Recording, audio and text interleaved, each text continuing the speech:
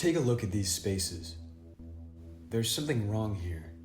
Something deeply uneasy, but also unexplainably familiar and resoundingly human, unmistakably lived in.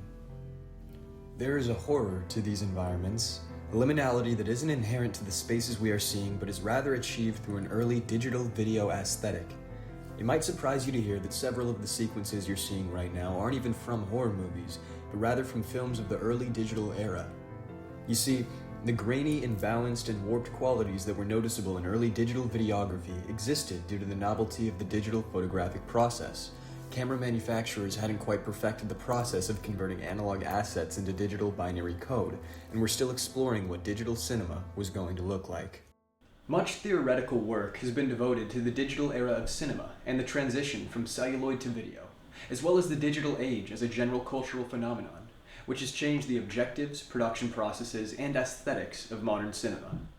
The change has created a divide between filmmakers and cineists who feel a need to pledge allegiance to one format, and has further polarized the divide between the cinematic realists and the cinematic formalists. This video will focus more on the realists and how the digital age of realism has enabled their craft.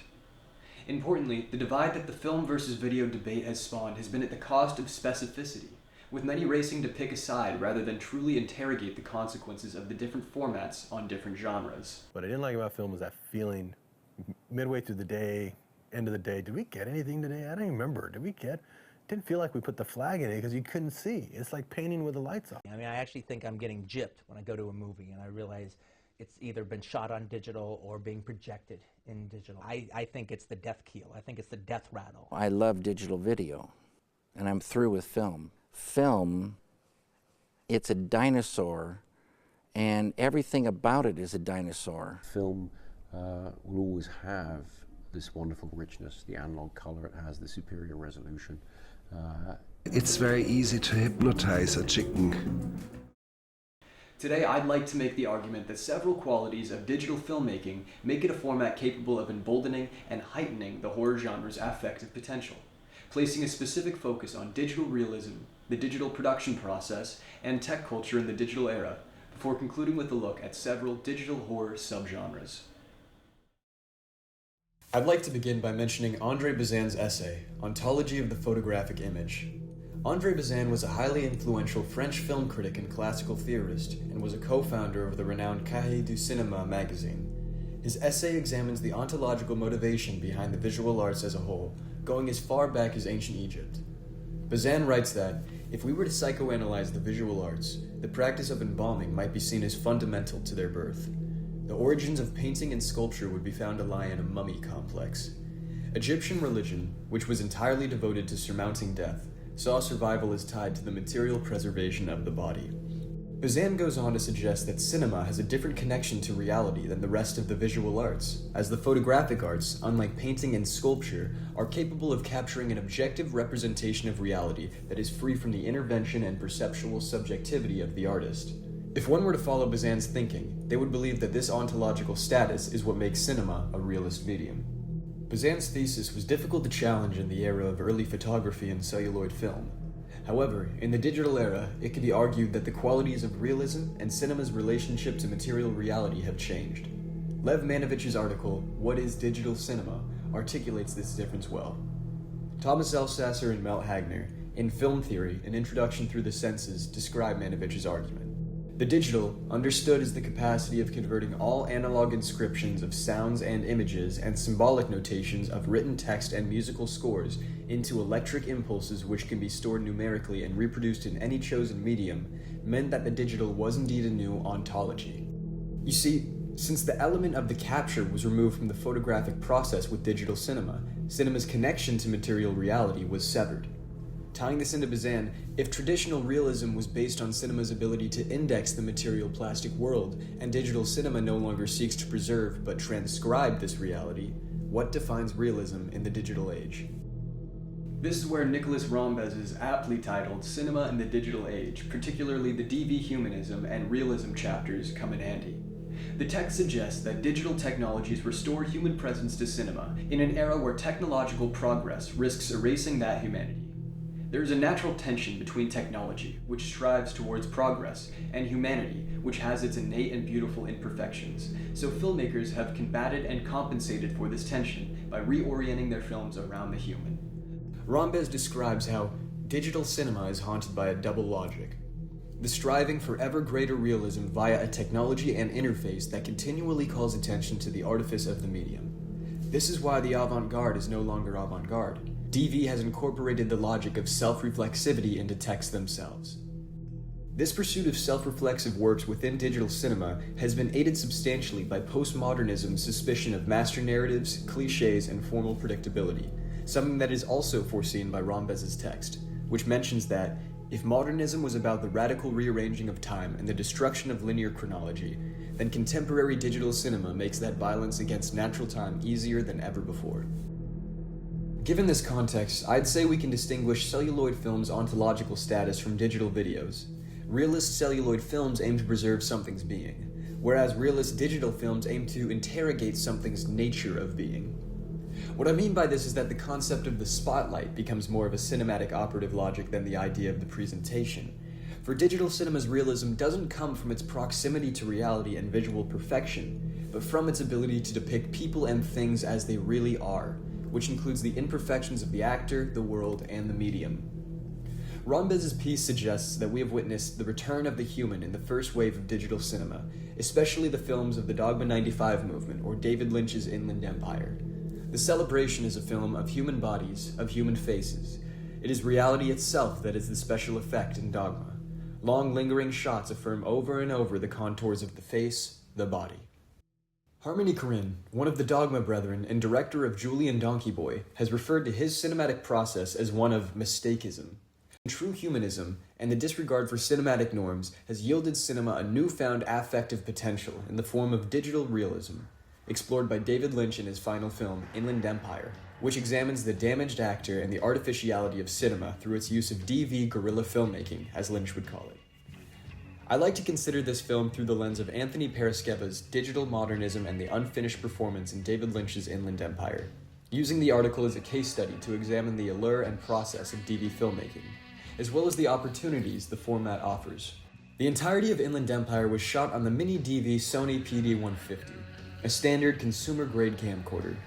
Digital cameras like these offer many things that film unfortunately cannot. Lynch's fragmentary shooting process and editing, as well as his taste for improvisation or room to dream, would have been impossible to realize practically with film cameras.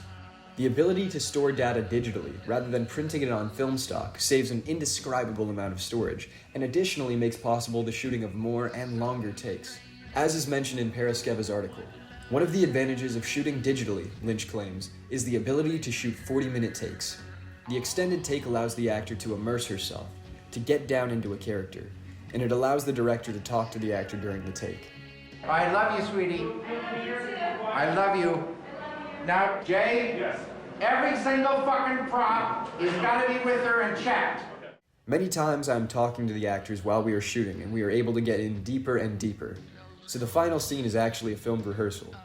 Additionally, the small size and quick setup process of digital cameras makes it easy for filmmakers and amateur videographers, given the affordability of these cameras, to explore tight environments and move through cinematic spaces without distracting actors nearly as much as the far larger film cameras do. During Inland Empire's production process, there were no scripts prior to rehearsal, with David Lynch suggesting that the level of flexibility and control of its digital form generates a new approach to modernist narrative structure, based on the experience of the film's creation. What a heavy load Einstein must have had. Fucking morons everywhere. Lynch acted as one of the film's camera operators and editor of the film, compiling countless hours of footage before assembling the 3-hour narrative in the editing process. The ease of this production and post-production process even allowed for the release of 75 minutes of deleted yet fully edited sequences that were assembled during the film's non-linear editing process, but didn't make it into the final cut. Titled More Things That Happened, this film is available on the Criterion Channel and acts almost as the B-sides to Inland Empire. It's also here that I'd like to note that many consider Inland Empire to be the David Lynch film that could be most distinctly described as horror. While the film is undoubtedly scary, I believe that there is content in Lynch's other films far more distressing than anything from Inland Empire.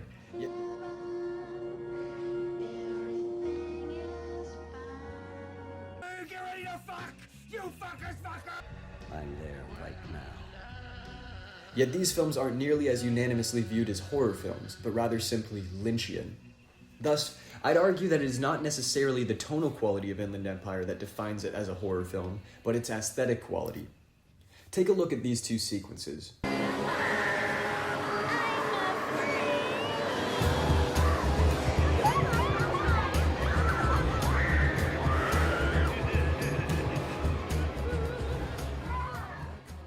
Only one of these films was shot on digital, yet they both achieve the aesthetic of grittiness, realism, and uncanniness that the horror genre is known for.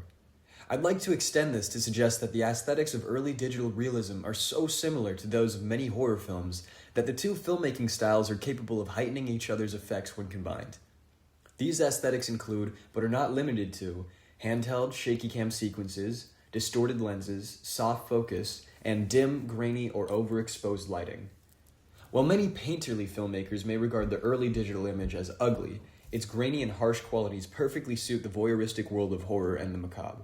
The film is so beautiful, but it used to be in the 30s less quality, and this DV that I was shooting reminded me of that. So it's just some information is lost, and it made me feel like there was more room to dream. Before moving on, I'd like to quickly note my own personal fascination with Inland Empire's abstracted style of self-reflection.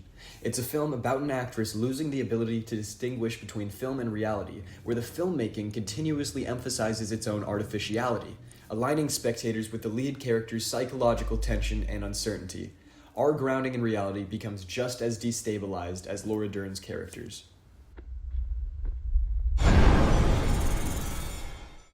The digital era is, at this point, undeniable and immutable. Horror filmmakers are so aware of technology's involvement with our daily lives and perceptual experiences that they often opt to set their films in the past just to avoid interrogating certain facets of the digital material hybrid world. However, those who do interrogate the modern digital world in their horror films approach the genre differently. I'd like to consider the haunted house subgenre, which was a staple within the horror landscape during 1920s to 1950s Hollywood.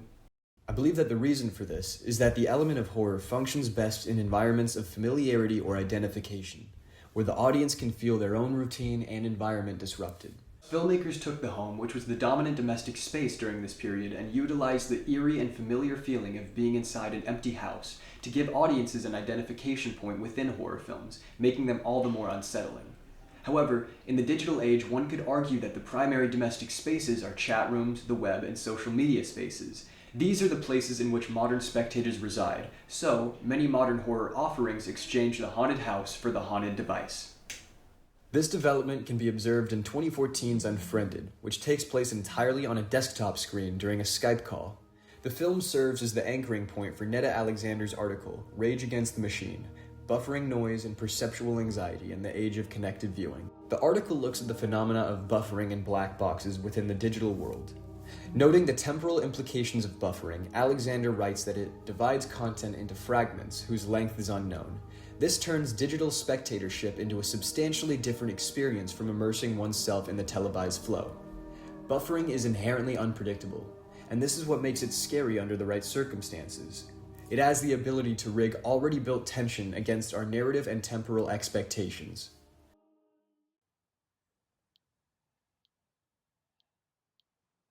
Ken?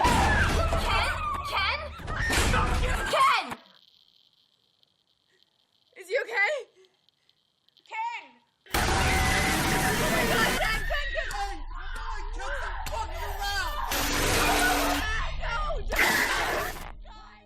You see, just before a traditional jump scare, when a sense of foreboding emerges, the viewer is given the knowledge of a looming scare and begins to put up their defenses and search for the pattern that will culminate in that scare. Consequently, there is in these moments a relief that the scary sequence will soon be over. However, buffering prolongs and abstracts this tension, making the eventual delivery of the content something that is, from a formal perspective, wholly unpredictable, even to the most literate of cinemagoers. Buffering takes a horror structure that is calculated to seem unpredictable, that being the jump scare, and refashions it as something truly random. The audience has no way whatsoever of knowing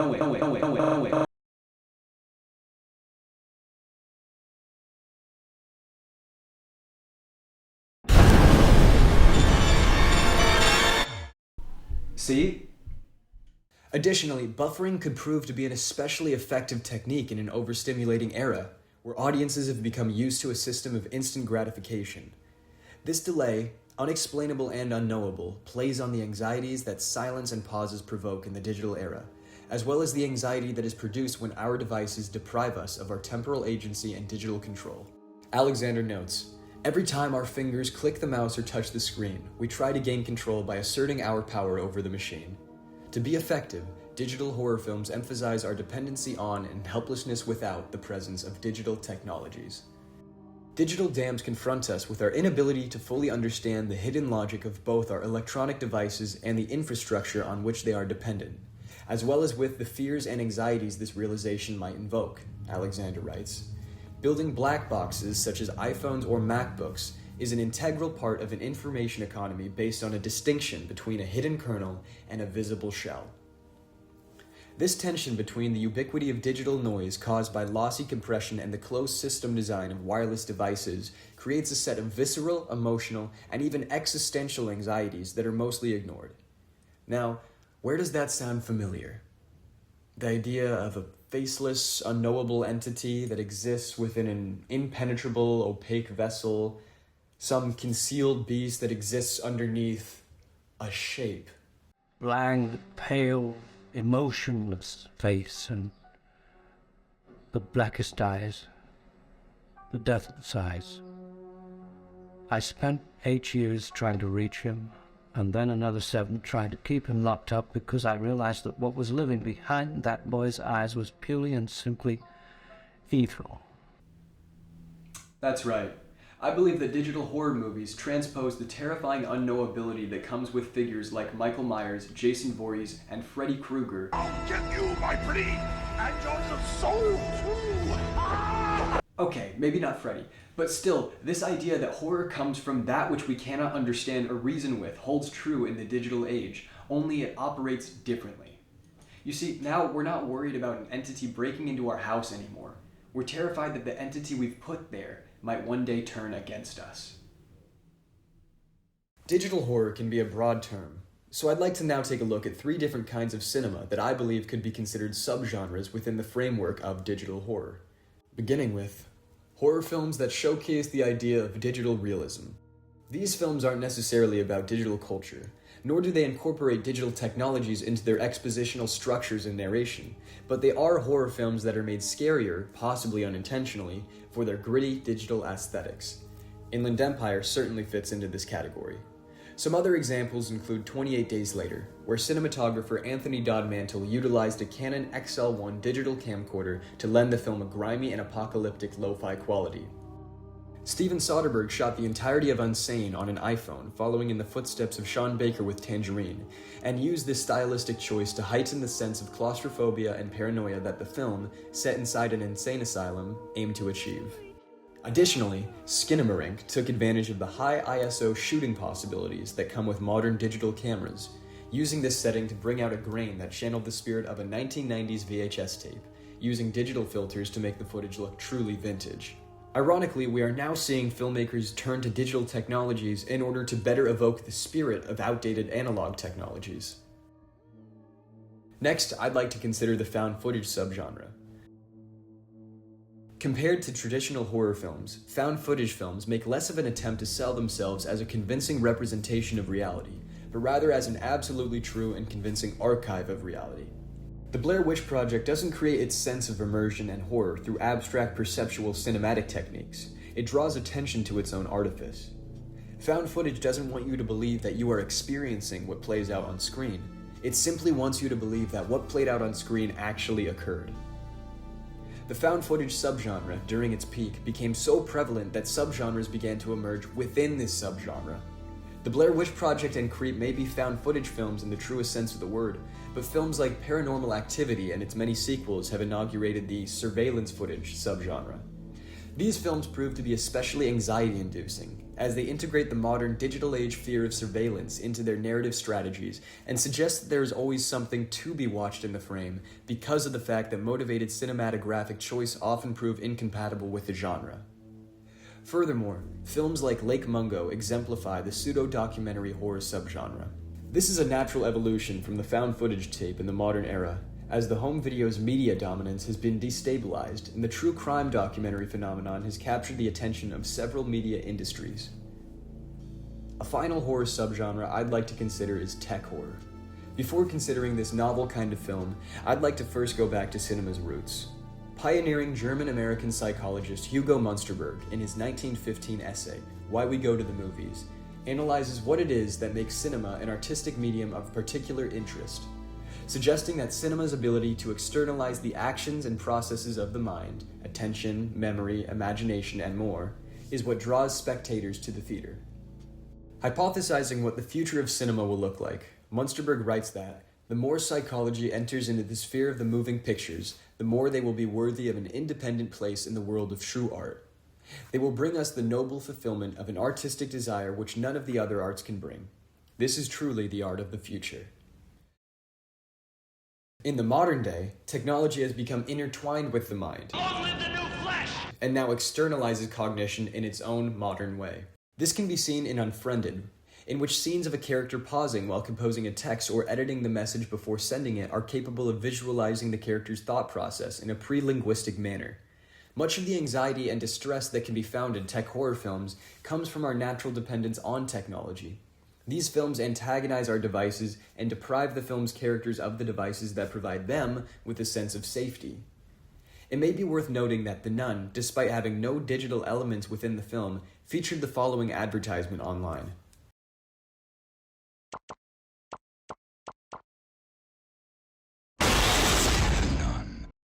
While the advertisement may fail to represent the tone, style, and narrative of the film, its effectiveness on a horror level is undeniable, as it penetrates the barrier that the screen creates and manipulates the viewer's own psychology. We're All Going to the World's Fair uses the always online culture of YouTube trends and disembodied relationships to create a paradoxical unease, a feeling of physical isolation coupled with the paralyzing idea of online surveillance and visibility. In this film, there are no traditional scares, yet the psychosis-inducing elements of internet culture are utilized to destabilize the audience's sense of comfort. Spree looks at the streaming phenomenon, and through its central characters suggests that the pursuit of fame and celebrity culture enables sociopathic lifestyles, delusions, and behaviors. Another example of tech horror is Black Mirror.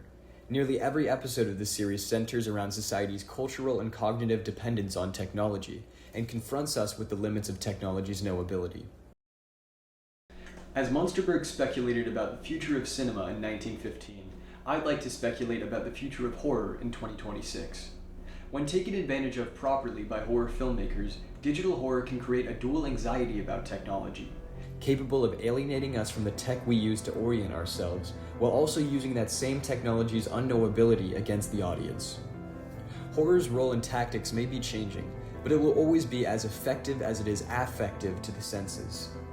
This comes from a sense of immersion and personal engagement, as well as the anxiety that the unknown or unknowable presents.